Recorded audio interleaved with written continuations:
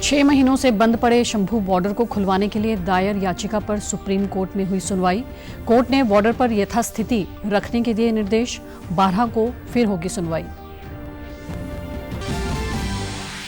प्रवर्तन निदेशालय ने मनी लॉन्ड्रिंग केस में पंजाब के पूर्व कांग्रेस मंत्री भारत भूषण आशु को किया गिरफ्तार। 2000 करोड़ रुपए के टेंडर घोटाले के आरोप में हुई कार्रवाई। और रेल मंत्री अश्विनी वैष्णव का लोकसभा में रेलवे के अनुदान मांगों पर चर्चा का जवाब। कहा, रेलवे पिछले 10 सालों में बना रहा नया रिकॉर्ड। जल्द ही 2500 नए सामान्य कोच का होगा निर्माण। नमस्कार, चंडीगढ़ से आपका स्वागत है। मैं हूं भानुप्रिया। अब समाचार विस्तार से। हरियाणा सरकार की ओर से शंभू बॉर्डर को खोलने को लेकर दायर याचिका पर आज सुप्रीम कोर्ट में सुनवाई हुई। सुनवाई के दौरान सुप्रीम कोर्ट ने शंभू बॉर्डर पर यथास्थिति बनाए रखने के निर्देश दिए हैं। साथ ही कहा है कि मामले के निपटारे के लिए एक समिति गठित की जाए। इसके लिए हरियाणा और पंजाब सरकार निष्पक्ष लोगों के नामों पर विचार करे, ऐसे लोग जो किसानों से बात कर सकें और उनकी परेशानी का हल निकालें। सुप्रीम कोर्ट ने कहा कि इसके लिए रिटायर्ड जजों और वकीलों के नामों पर विचार किया जा सकता है।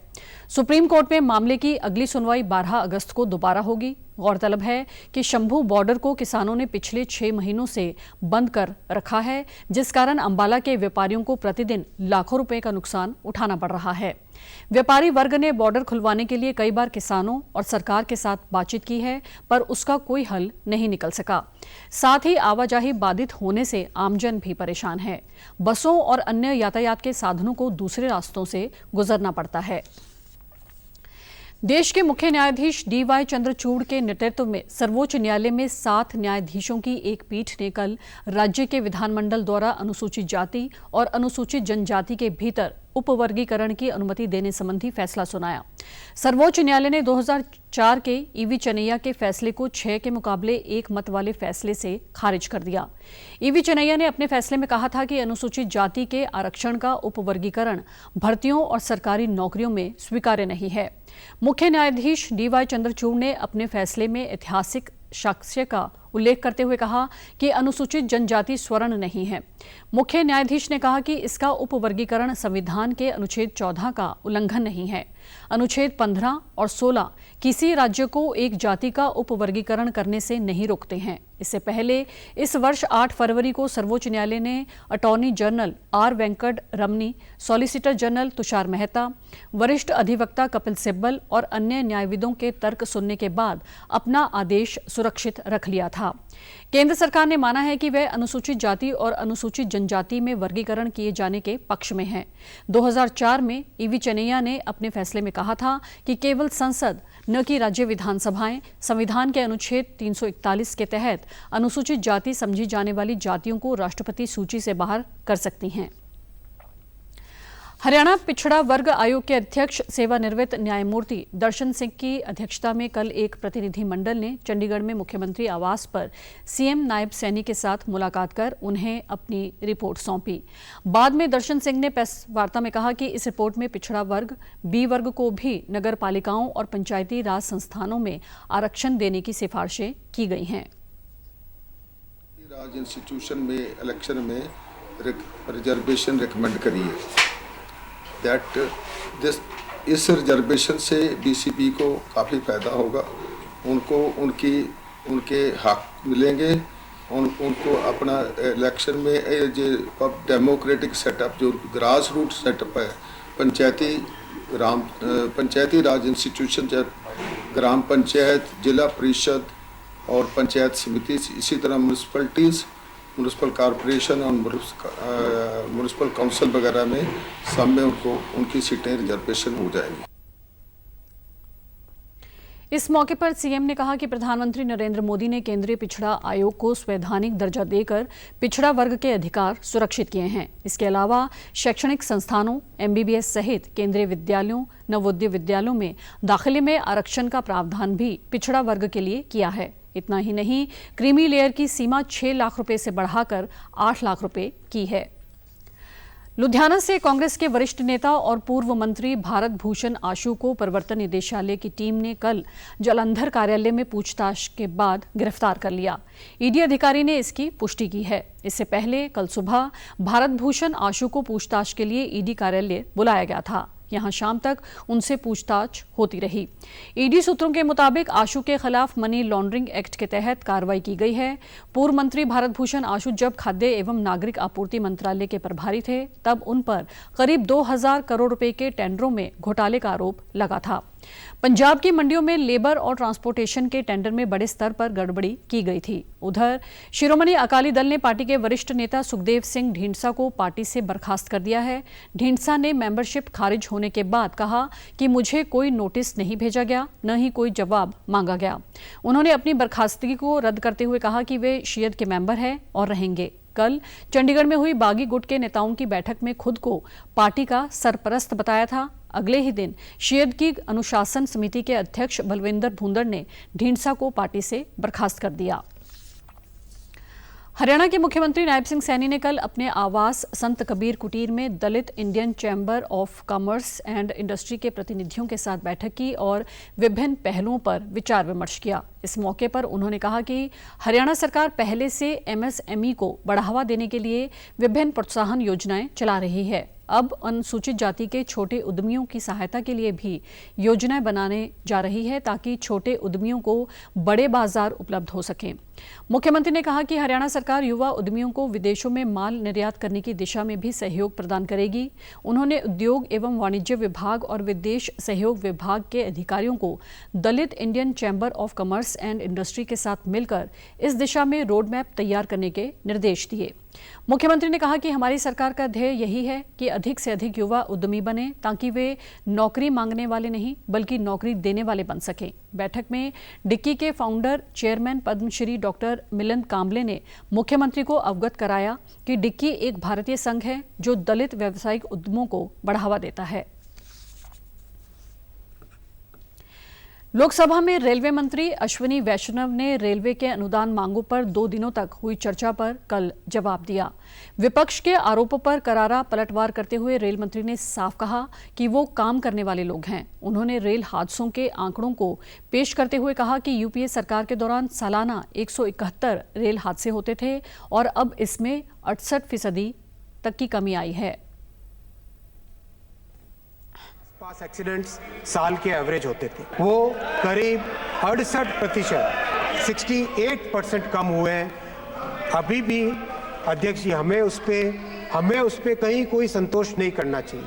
पक्ष हो, विपक्ष हो, अपक्ष हो, कोई भी हो, हम सबको मिलके एक एक विषय पे, सेफ्टी के हर विषय पे पूरा दिल जी जान से, जितनी हमारी बुद्धि है, जितनी हमारी मेहनत है, जितना भी हम प्रयास कर सकते हैं वो पूरा प्रयास करना चाहिए। रेल मंत्री ने बताया कि ट्रेनों की सुरक्षा के लिए स्वचालित रेलगाड़ी सुरक्षा एटीपी प्रणाली दुनिया के अधिकतर देशों में 1970 और 1980 के दशक में लगाई गई थी, लेकिन कांग्रेस के 58 साल के कार्यकाल में और 2014 से पहले तक भारत के 1 भी किलोमीटर रेलवे नेटवर्क पर यह प्रणाली नहीं लग पाई। उन्होंने बताया कि रेल यात्रा को पूरी तरह सुरक्षित बनाने के लिए कवच प्रणाली के आधुनिक संस्करण को पूरे रेल नेटवर्क तक पहुंचाने में कोई कसर नहीं छोड़ी जाएगी। सब ने करीब करीब अपने पूरे रेलवे नेटवर्क को एटीपी सिस्टम से कवर किया। अनफॉर्चुनेटली 58 साल के कार्यकाल में भी कांग्रेस के ये टेक्नोलॉजी 2014 तक भारत के 1 भी किलोमीटर रेलवे नेटवर्क पे नहीं लग पाई। रेल मंत्री ने कहा कि रेल यात्रियों के बीच सामान्य डिब्बे की बढ़ती मांग को पूरा करने के लिए अगले कुछ महीनों में 2500 नए सामान्य कोच का निर्माण किया जाएगा। उन्होंने इस बात पर जोर डाला कि स्लीपर और नॉन एसी कोचों सहित सामान्य कोचों का एसी कोचों से अनुपात लगभग 2 के मुकाबले 1 है। इसके साथ ही आने वाले 10,000 नए सामान्य कोच बनाने पर विचार हो रहा है। राष्ट्रपति द्रौपदी मुर्मू आज से राष्ट्रपति भवन में 2 दिन के राज्यपाल सम्मेलन की अध्यक्षता करेंगी। ये सम्मेलन राष्ट्रपति की अध्यक्षता में राज्यपालों का पहला सम्मेलन होगा। इसमें सभी राज्यों के उपराज्यपाल बैठक में शामिल होंगे।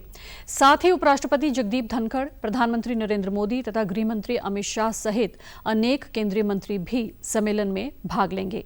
सम्मेलन की कार्यसूची में 3 आपराधिक विधानों का कार्यान्वयन, उच्च शिक्षा में सुधार और विश्वविद्यालयों की मान्यता, जनजातीय क्षेत्रों, आकांक्ष जिलों और ब्लॉक समेत सीमावर्ती क्षेत्रों के फोकस क्षेत्रों का विकास, मेरा भारत, एक भारत श्रेष्ठ भारत और एक पेड़ मां के नाम जैसे अभियानों में राज्यपालों की भूमिका और राज्यों में विभिन्न केंद्रीय एजेंसियों के बीच बेहतर समन्वय सहित कई अन्य महत्वपूर्ण विषयों पर भी विचार विमर्श होगा।